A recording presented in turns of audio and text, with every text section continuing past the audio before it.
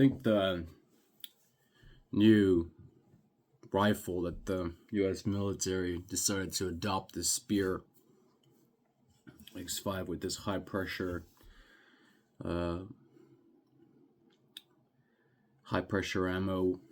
that has a steel base, brass body. My opinion on that is that it's basically a scam. It's an exploitation of the industry. There's no shortage of corruption anywhere in any military system in the world. But I think here, what we're seeing is just more of that. I mean, there's shitloads of corruption, in the military industry in the U.S. I mean, this is pretty standard stuff. Like,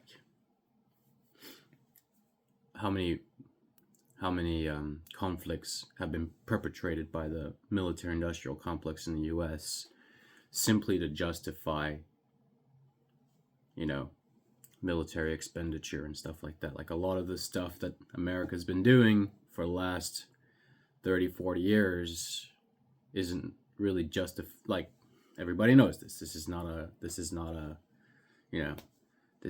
conspiracy. Like, but it's also, same with NATO, same with many other militaries. Generally, it's corruption anyway. And there's a sort of foundation of pure anarchy that exists, which all of nature rests upon, right? There are no moral obligations. There are no ethical and moral obligations. It's, those are choices that conscious things can entertain. But really, at the end of the day, any animal, any being, anything, we're all walking on top of a foundation of just the purest form of lawlessness and anarchy, and just there is no justification for being a moral and ethical being is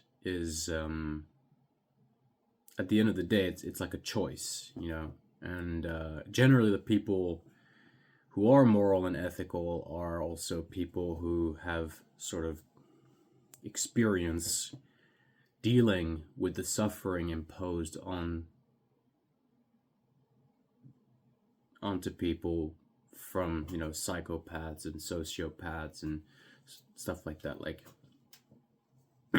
generally, sociopaths and psychopaths, they don't connect with that.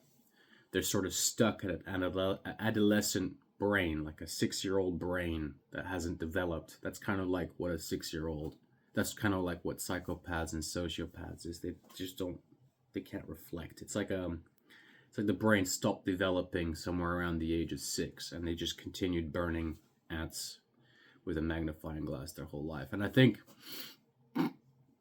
what we're seeing with the Spear weapon system, again, like the AR-15, it's slowly, or actually now it's quickly sort of becoming more and more outdated.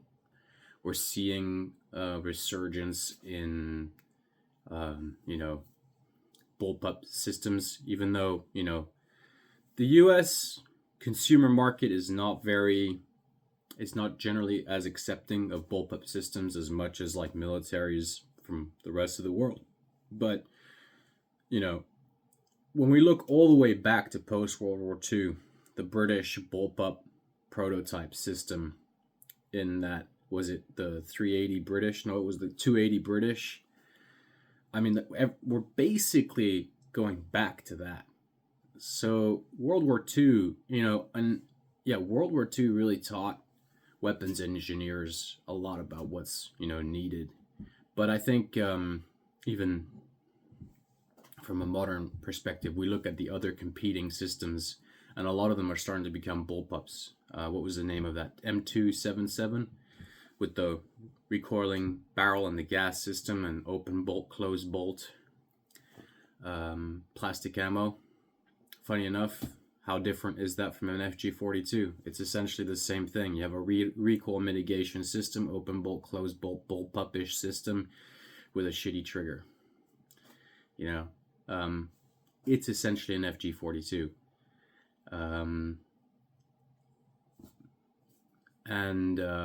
This, you know, so we're I guess one could say that there's never anything really new in the firearms world. It's just a new invention is basically just a plastic polymer version of a weapon that was designed at the end of World War II or right after World War II. But the way I see with this, it's taken so long to get to the point, but I think what we're seeing with the Spear system, right, is like it's an AR-10 platform, which is already a little bit outdated, quote unquote. We're trying to adopt a cartridge system that's severely overcomplicated in order to achieve pressures that allow shorter barrels, allow more powerful, higher velocities, armor piercing, whatever. Where it's probably the armor piercing part is probably not as important as actually being able to penetrate hard cover, because that's kind of where the 5.56 fails at. Really, it's that hard cover penetration. But again, you look at the SIG system, very heavy. You get less ammo, significantly more recoil. You're starting to kind of wonder, like, what's the point in all this? And the thing is, like, where the SCAR Light failed, it failed because it wasn't an AR-15, and it just tried to replace everything that was already figured out with an AR-15. I mean, you got a 16-inch barrel shooting 5.56 with Stanek mags. Boo! How is that going to replace an AR-15? You know, especially in terms of manufacturing, it costs like $100 to fucking manufacture an AR-15. You know, in 5.56. So what I see is a lot of an installment of deliberate overcomplication in order to justify increased funding. It's a scam. I think the Spear, the X5 or whatever it's called, I think it's basically just a scam. It's a scam, and it's a scam simply by virtue, like, of existing and not really making any sense, and overcomplicating things like ammunition manufacturing. Okay, so now somebody new, you know, to think about how many extra steps you have in order to make a single casing that has a steel base, a brass body. I mean, it's like this is like reinventing the wheel and just fucking it all up by making it out of a bunch of things that you don't need to make it out of. Like, at the end of the day, the things that succeed the best are the things that where you can carry extra ammo, it's lighter and less recoil. Those are really like the most important things, and it has to be able to engage targets at least 200 meters, right? Or maximum. Like, that's your, like, if you listen to what are like a lot of professional snipers from the US forces, you know, 30-year career or whatever, most of these guys, the longest shot they ever had to make was within 300 meters. You know, they practice to shoot out to 2 kilometers and stuff like that, but inside 300 meters, you don't really, as long as your rifle is dialed in and you know your ammo and you know it's, you know you're scoped in and you scoped your rifle in, you know, my 30-06 hunting rifle, I could just pull it out of the garage, you know, right now and make a 300-meter shot offhand standing and hit a target. And that's not like super difficult. I think most people with shooting experience, especially if you've done like airgun shooting, like Olympic style airgun shooting, you know, where you're trying to group shots at 10-15 meters or whatever, like if you've done even 2 weeks of that, you're gonna be able to land at least an upper torso shot standing offhand with a 30-06 hunting rifle and a decent scope, you know. like, and 308 or whatever. Even, of course, like 5.56 will totally do that. And what some of these snipers are saying is that, like, all of these shots they could have done with just their standard infantry setup, you know. Like, you can do that with iron sights. That's not an extraordinary feat of accuracy, hitting a human target at 300 meters with iron sights, 5.56 AR-15. That's not an extraordinary thing, you know.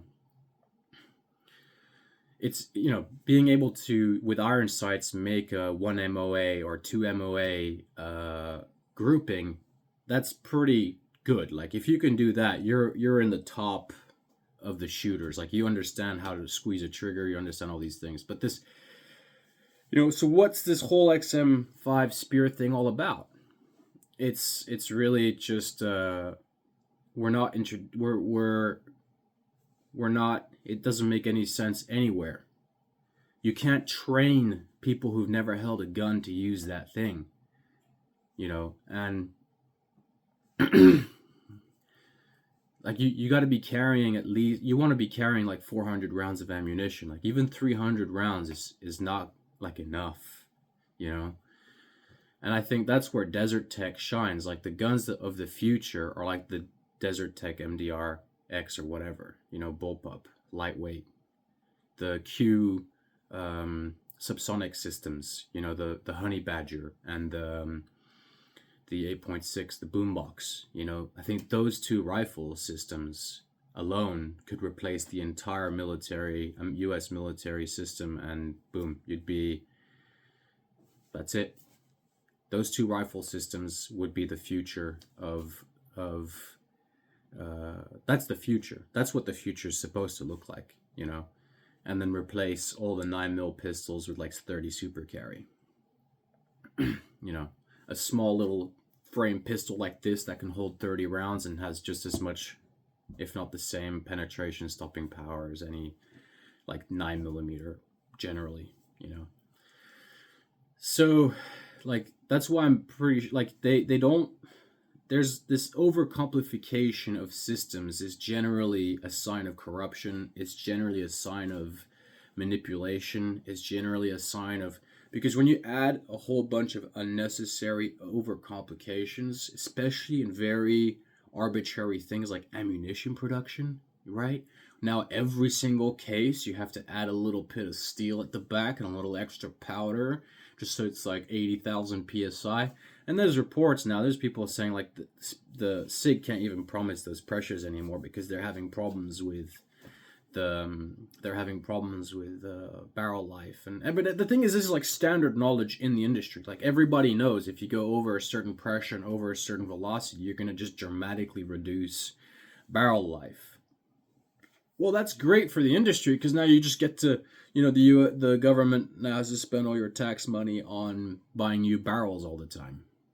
And great. And as your barrel wears out, the reliability of your gun also wears out because how efficient it runs as a gas-operated system gets diminished. There's just too many things about the Spear project that remind me of a scam, that remind me of like military corruption. And again, it just comes down to this overcomplication of things. It comes down to, you know, adding unnecessary components, adding unnecessary machining parts. You know, you know, like, again, and then you look at the polymer cased ammo stuff, and it's like, that's the future. You know, polymer cased 5.56, you know, 8.6 blackout or whatever it's called.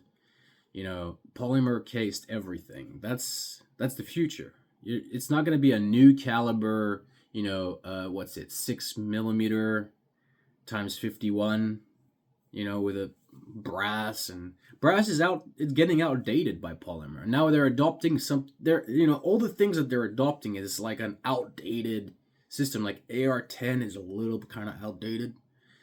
Brass case is a sort of outdated, you know, heavy battle rifle style system. That's kind of outdated concept. A lot of these outdated stuff that's sort of modernized into a package of overcomplication. I don't know. To me, it just looks like they're scamming That just looks like a scam to me. I don't think there's any. I think it's just corruption. I don't see how there's any. If you need more powerful ammo, like, just take a 30-06. You know? Take your bar, for example.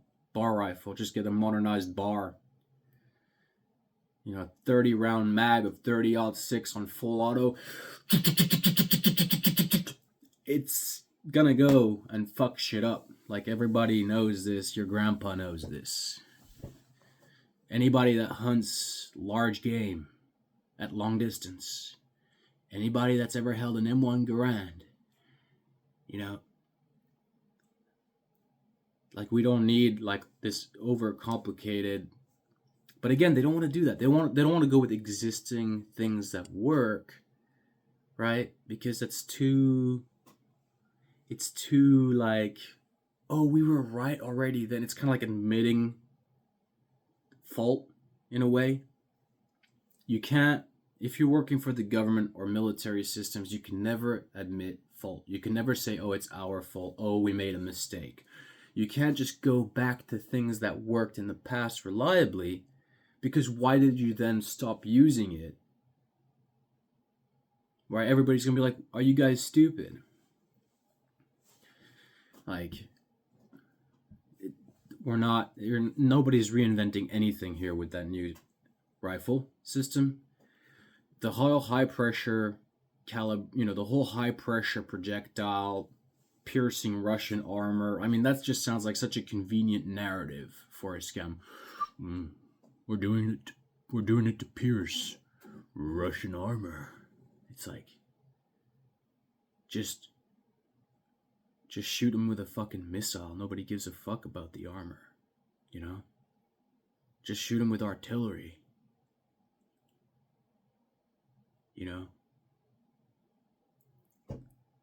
There's a plenty of 77 grain stuff out there that's like more than adequate. It's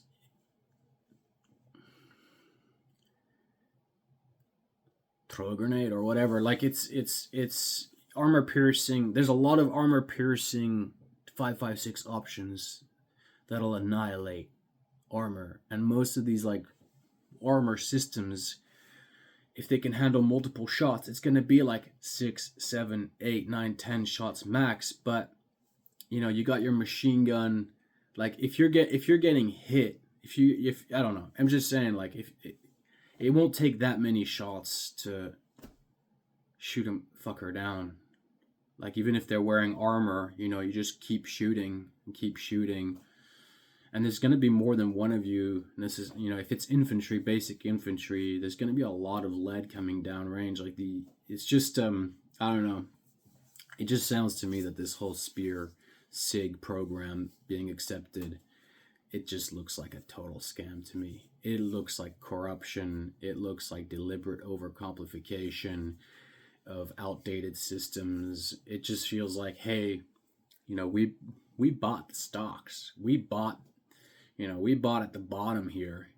And now let's get this system, let's just shill this shit to the military. Let's get it adopted. We're all going to be rich. Who gives a fuck what type of guns these people like? At the end of the day, generally, the leaders of the country, the people that want you to go to war, they couldn't care fucking less about what fucking guns you bring with you, as long as it makes them money, and as long as it just gives everybody the illusion of grandeur. I've heard, I've met, this is a thing you hear in Europe all the time. You meet guys from other militaries, and it's like, they don't have that much experience with firearms generally, except like their military experience. Like a guy from fucking Austria will say the AUG was the best rifle in the world. You go to England and the Brits will say the L85 is the best rifle ever made. You go to any fucking country and everybody says that their rifle is the best one ever made.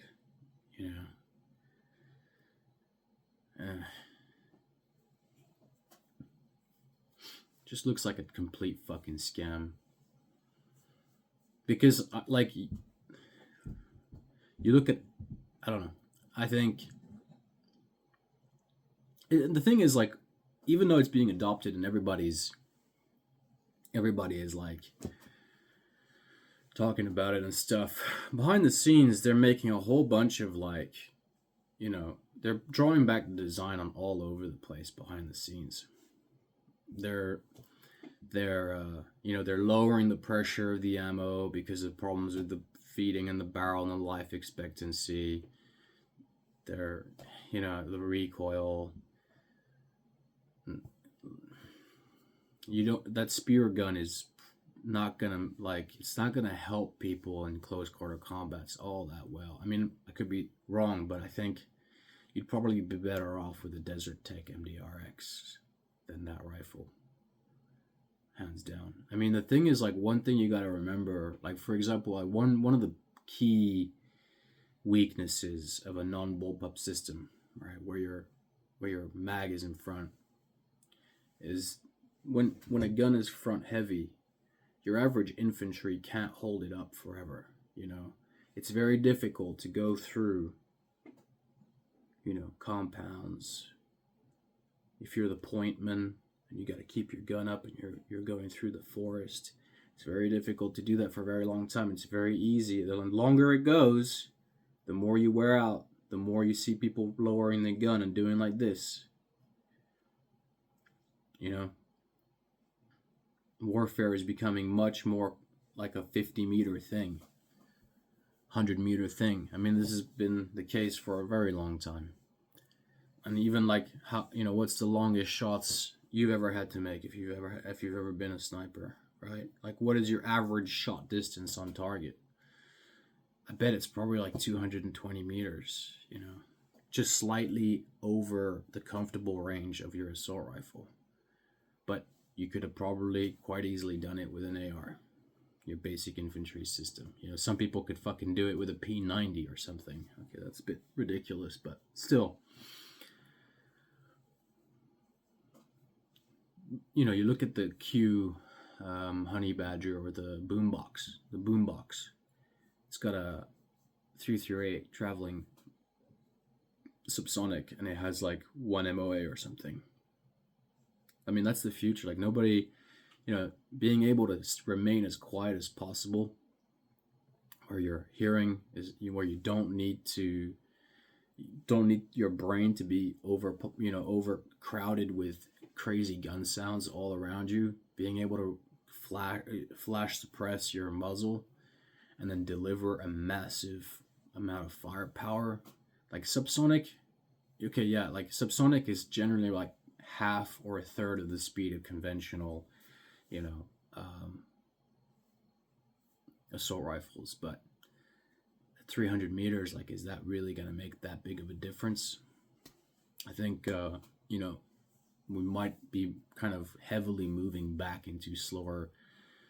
The nice thing with very fast bullets is they fly very straight for a long time. So it makes like unskilled shooters, it makes it easier to train unskilled shooters at effectively taking targets down at slightly longer ranges. That's your point blank range, which is basically why your Mosin Nagant exists in 7.62 54R. That's why you have, and the military rifles before that, like the purpose of those rifle cartridges out of bolt actions or breech loaders was to just effectively increase your point blank range, which is the distance where you don't have to change the settings on your iron sights, and it makes it like effective and easy for your commanding officers to organize fire, volleys and shit. Set sights 200, and everybody fucking fires, at the same. It's old school volley fire stuff. So I don't know. I just see so many problems with the X5. I think it's a scam. It's just got all the hallmarks of like corruption and scam. And they're probably not going to go through with it for very long. But I don't know why they're so insistent on not adopting, like Desert Tech, MDRX. That's it, I mean, the future is bullpup. You look at the velocities you get out of that. you just get so much more firepower for such a small package, and the ability to hold and remain your rifle up high. You have a full-sized gun that's like perfect for CQB, perfect for recon, guerrilla warfare. I mean, I understand it's not like, when we're talking about basic infantry, your average Joe, I think the bullpup is better. And AR-15 special forces, like highly trained people who are more ambidextrous, who fire from left and right more frequently, who they don't need as much ballistic, they don't need the gun to be as powerful, because like they're pretty good shooters, and like having those existing AR-15 systems, I mean, that's where the that's where the boombox and the honey badger come in. I mean, that they don't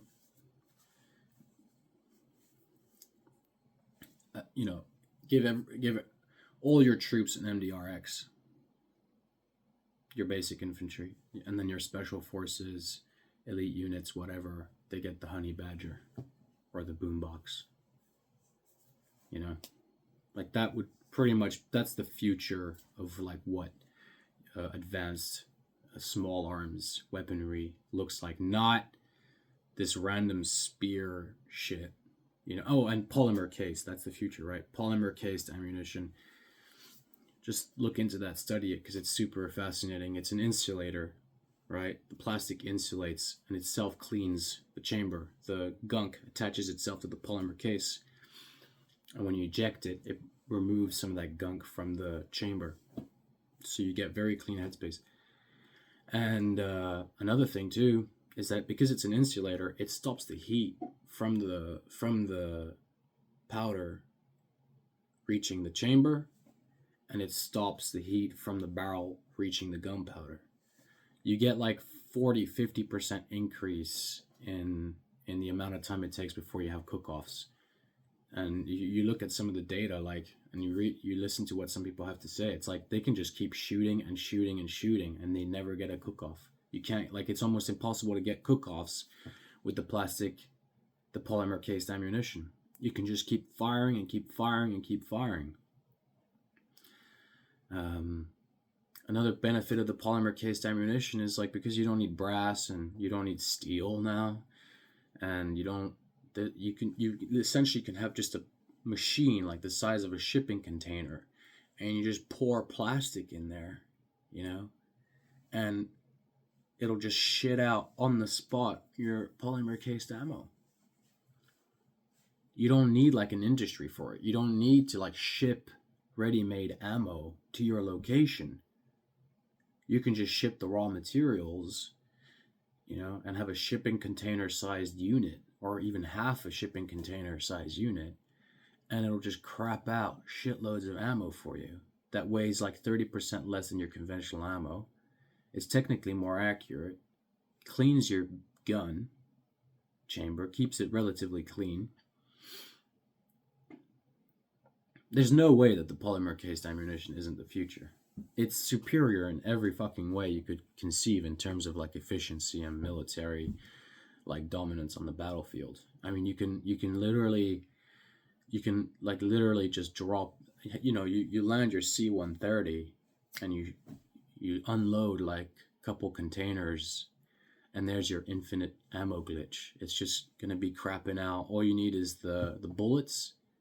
Instead of carrying ready-made ammunition from the US into the Middle East, crates and crates and crates full of ready-made ammo, you just bring the bullets. Think how much more ammo you could be producing on the spot. It's like a robot that produces all the ammo for you on the spot.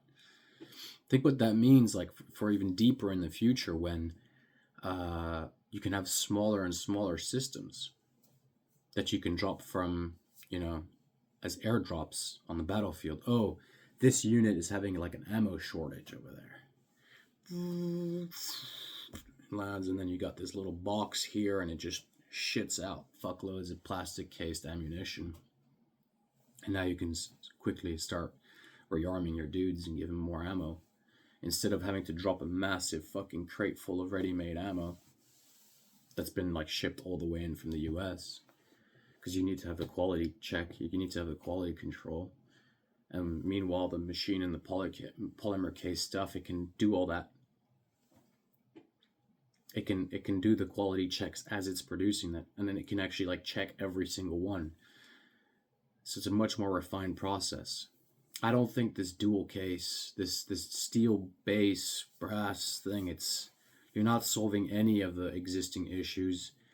And by increasing the pressure and velocities on a cartridge like that, all you're doing is reintroducing problems that the industry, this is like textbook, first chapter, what not to do shit. Like, it's literally like your textbook, what you hand to your apprentice, what not to do when designing firearms for the military industry. That's how you know it's a scam. That's how you know it's like corruption. That's how you know that they're stealing and conniving and being a little bitches, because they're doing things that are known, like very basic stuff that's wrong. And the thing is, like, they're just waiting for people to like, they just sit there and it's like, they'll just complain about it, but they'll never ever assume that it's like a fucking scam, I don't know, that's my opinion. I think the spear is a scam. I think it's military corruption. It doesn't make sense. They would, if this was purely about the future weapon, if this was about introducing the most advanced, most efficient, most next generation equipment to your unit, to your soldier, to make the biggest impact on the battlefield, it would not be the spear. It would be Honey Badger and your MDRX. Simple as that. It's very obvious. Everybody, it's not even a question. And polymer cased ammunition. How do I pause this?